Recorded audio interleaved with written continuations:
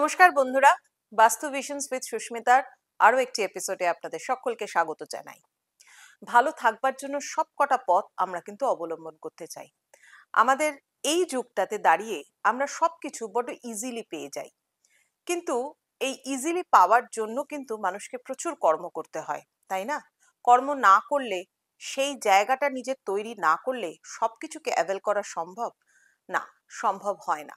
সেটা আজকের যুগে দাঁড়িয়েও কিন্তু সেটা সম্ভব হয় না যদি না আপনি ফিনান্সিয়ালি স্ট্রং থাকেন, যদি না আপনি ইকোনমিক সেক্টরটা আপনার সাউন্ড থাকে, তাই না? এটা খুব সত্যি কথা, খুব বাস্তব কথা। ইকোনমিক সেক্টরকে সাউন্ড করবার জন্য, ফিনান্সিয়ালি স্ট্রং থাকবার জন্য আমরা অনেক কিছু কিন্তু করতে পারি, অনেক অ্যাপ্লিকেশনস করতে পারি, অনেক সিম্বলিজমকে ইউজ করতে পারি। নিজেরা যেরকম অ্যাস্ট্রোলজিক্যালি নিজেদের ইন্ডিভিজুয়ালি বিচার করাচ্ছি, বাস্তুকে ঠিক রাখছি, ঠিক সেই রকম বাড়ির মধ্যে অনেক কিছু আছে যারা আপনারা অনেকেই হয়তো বাড়িতে রেখেছেন। তার কুপ্রভাব না সুপ্রভাব আপনার জীবনে পড়ছে সেটা হয়তো অনেকেই জানেন না।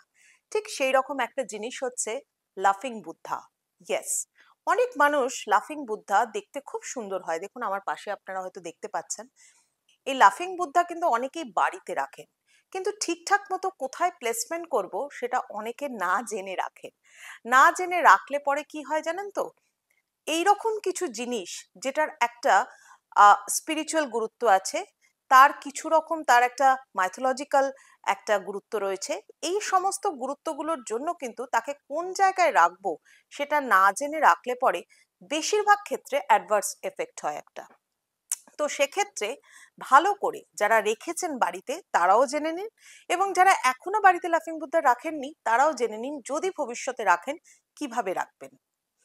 লাফিং বুদ্ধা রাখবার জন্য হচ্ছে সব থেকে বড় কথা হচ্ছে আপনাকে বেডরুম, চিলড্রেন্স রুম, কিচেন এবং তার সাথে সাথে ব্যালকনি সাইড, বা হয়তো আপনার কোনো রকম কোনো গেস্ট রুম আছে, এই সমস্ত জায়গায় কিন্তু লাফিং বুদ্ধা একদম রাখা উচিত নয়।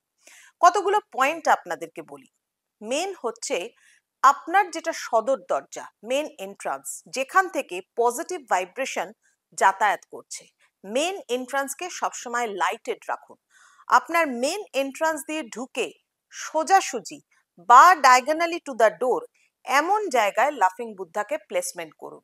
সেই ঘরটা কিন্তু আপনার হতে হবে অবশ্যই ড্রয়িং রুম, লিভিং রুম এরকম, অর্থাৎ যে ঘরটা আপনার বসার ঘর, বা যে ঘরে আপনারা কেউ রাত্রিবেলা ঘুমান না, সেই রকম ঘরে লাফিং বুদ্ধাকে রাখতে হয়। এবং লাফিং বুদ্ধা রাখবার জন্য অনেকের থাকে যে সদর দরজা দিয়ে ঢুকেই সোজাসুজি একটু কম জায়গা আছে, 4 ফিট ডিস্টেন্সটা হলো মিনিমাম ডিস্টেন্স।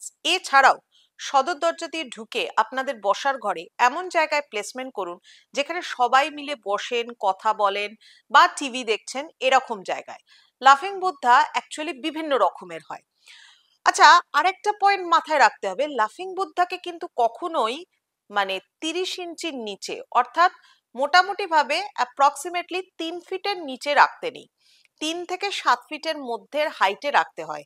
কারণ এখানেও কিন্তু একটা তথ্য আছে, কারণ আমাদের মোটামুটি ভাবে আমাদের যে ফ্ল্যাট যেগুলো তৈরি হয় সেখানে 11 ফিট অবধি হয়, 10 থেকে 11 ফিট অবধি আমাদের একেবারে ফ্লোর থেকে সিলিং অবধি হাইটটা থাকে।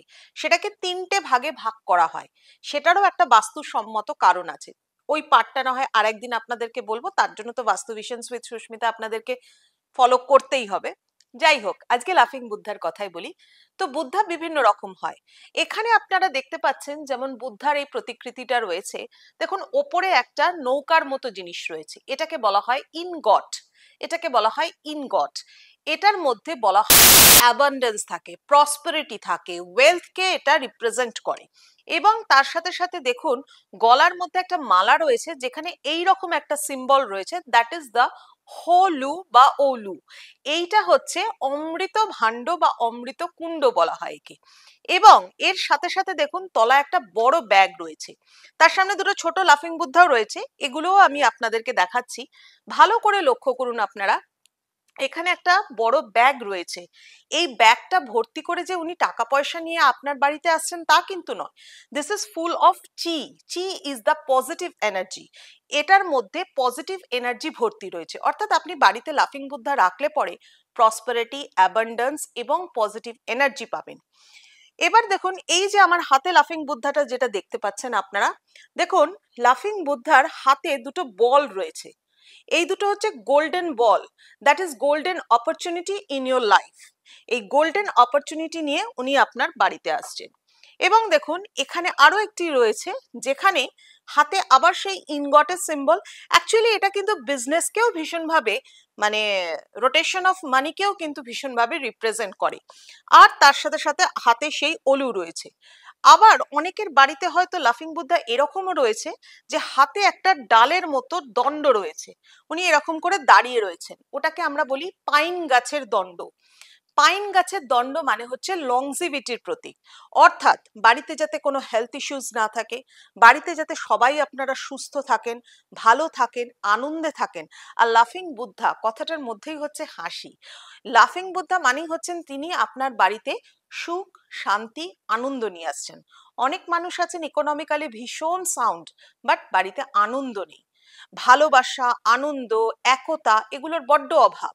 তারাও কিন্তু লাফিং বুদ্ধা রাখতে পারেন। আর যারা রেখেছেন, যারা ভুল প্লেসমেন্ট করে আছেন, তারা কিন্তু প্লেসমেন্টটাকে ঠিক করুন। বাড়িতে সুখ, শান্তি, সমৃদ্ধি সবই থাকবে।